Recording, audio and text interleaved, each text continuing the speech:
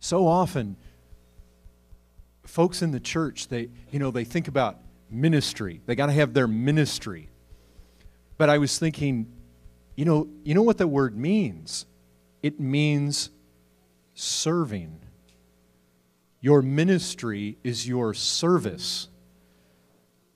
And the saints are being equipped for the work of serving. That's really what it is.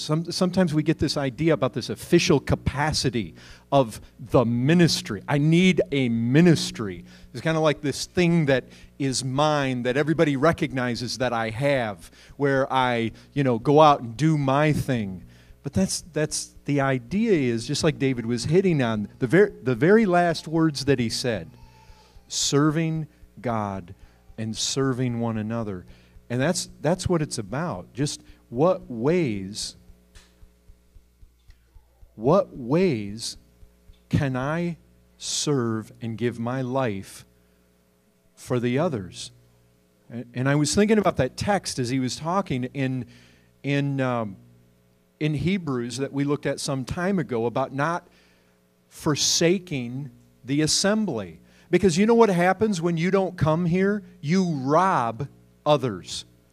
Because if God has brought you into a vital member with this body, it's like if you get up in the morning and you head out on the street and you go to jump in your car and take off and do your thing, and your left arm just decided, I don't want to be here today.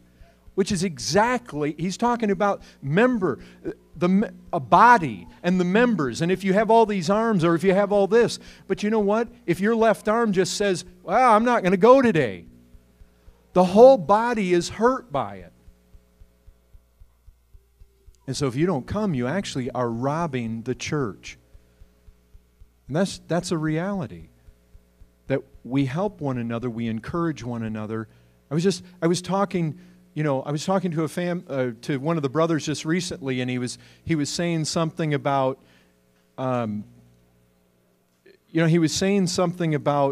whether or not he should participate in a certain ministry of this church, because he wasn't certain if it was so profitable to him. And I said, but brother, the thing is, when you participate in that, you bring profit for others. You bring encouragement to others. It's not just about what we get. The whole idea of having your ministry is not having a soapbox to stand on. It's having your capacity in the church to wash others' feet. That's really what it's about. And so what it does is it ought to change the whole mindset behind not just what I get. Undoubtedly, we should be receiving. Because if we're going to grow, if we're going to be equipped, we are receiving. But we receive to give. That's what the Christian life is all about. We are channels. Grace comes in so that it might flow out. That's how the body builds itself up in love.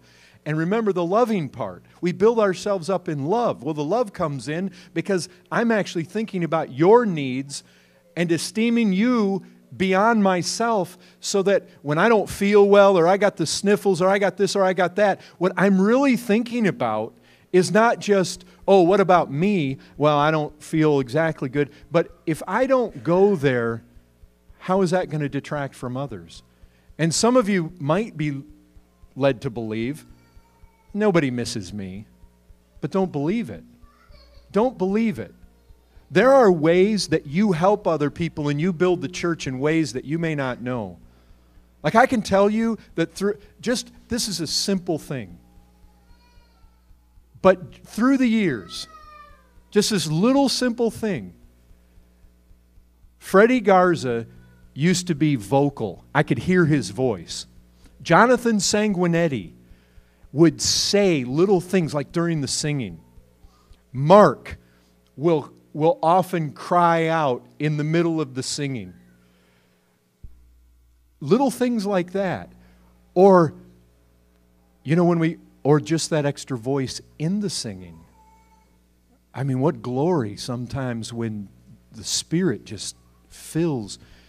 How encouraging it is when a brother who has labored to teach a Sunday school comes into the pulpit and he sees the room full.